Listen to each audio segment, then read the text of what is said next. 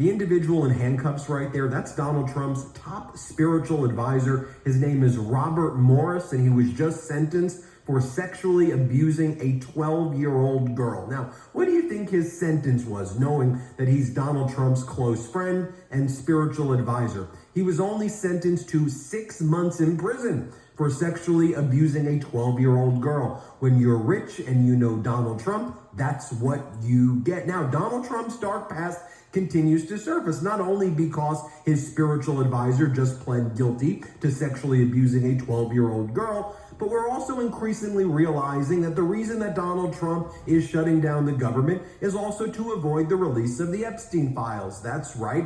Adelita Grijalva, the congresswoman-elect from Arizona's 7th congressional district, is supposed to be sworn in, and she would lend her name to the discharge petition. Democrat from Arizona, she said she would sign the discharge petition put forward by Democratic Congressmember Ro Khanna, Republican Congressmember Thomas Massie, to vote on the release of the Epstein files. So what does MAGA Mike Johnson do? Because at Donald Trump's order, they want to suppress the release of the Epstein files. MAGA Mike Johnson has ordered Congress to go on a paid vacation all week, simply because they want to make Americans suffer, take away Americans' health care by continuing the government shutdown. They don't want to negotiate in good faith. They don't even want to talk to Democrats. But most significantly, they want to cover up the release of the Epstein files. And if Congress goes in session, the rules are you have to swear in Congresswoman-elect Adelita Grijalva. But I just want you also to think about this, how disgusting it is as they prevent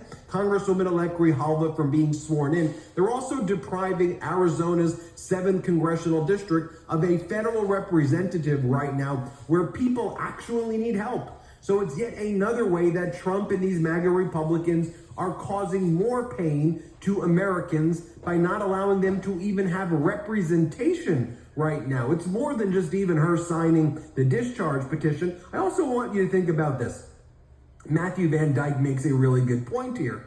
In 2008, you remember, the media flipped out like the world was ending because Obama's so-called spiritual advisor, Jeremiah Wright, criticized America in a sermon.